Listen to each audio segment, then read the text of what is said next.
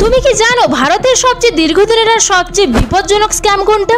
2G বা Commonwealth নয়, এবার স্মুল ক্যাম্পটি হলো স্টাফ সিলেকশন কমিশন অর্থাৎ এসএসসি দুর্নীতি। 2016 থেকে চলছে পরীক্ষায় কেলেঙ্কারি এবং এখনো পর্যন্ত বিচারের কোনো লক্ষণ নেই। এসএসসি প্রতি বছর লক্ষাধিক তরুণের স্বপ্ন আর ভবিষ্যৎ নির্ধারণ করে।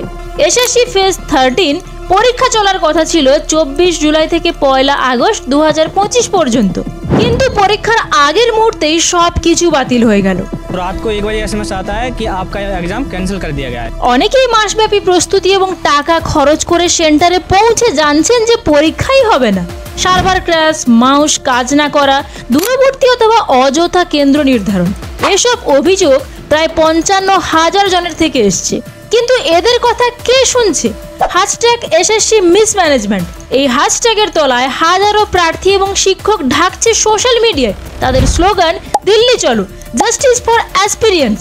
যন্তর মন্তর ও সিজিও কমপ্লেক্সে জমায়েত হয়ে ছাত্র এবং শিক্ষকরা লাঠিচার্জের সম্মুখীন হয়েছেন এবং জনপ্রিয় শিক্ষিকা নীতু ম্যামও এই প্রতিবাদে ছিলেন এবং তিনিও আটক হয়েছিলেন। बहुत बुरी हालत है, बिल्कुल अंदर से बिल्कुल पसीना पसीना हुई पड़ी हूँ। পশ্চিমবঙ্গেও 2016 WBSSC শিক্ষক নিয়োগে প্রায় 25,750 জনকে নিয়োগ দেওয়া হয়েছিল, কিন্তু সেটা অনুমোদিত সংখ্যা ছাড়িয়ে গিয়েছিল।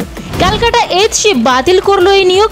এসসি পরবর্তীতে এটাকে সিস্টেম্যাটিক ফ্রড বলে চিহ্নিত করে এবং পুনরায় নিয়োগের নির্দেশ দেয়। তুমিও এসএসসি পরীক্ষার্থী হলে নিজের অভিজ্ঞতা কমেন্টে শেয়ার করো, আর এই ভিডিওটা তোমার সব বন্ধুদেরকেও শেয়ার করো। সবার জানা উচিত এই সত্যটা, আর এটা কোনো ছোটোখাটো বিষয় নয়।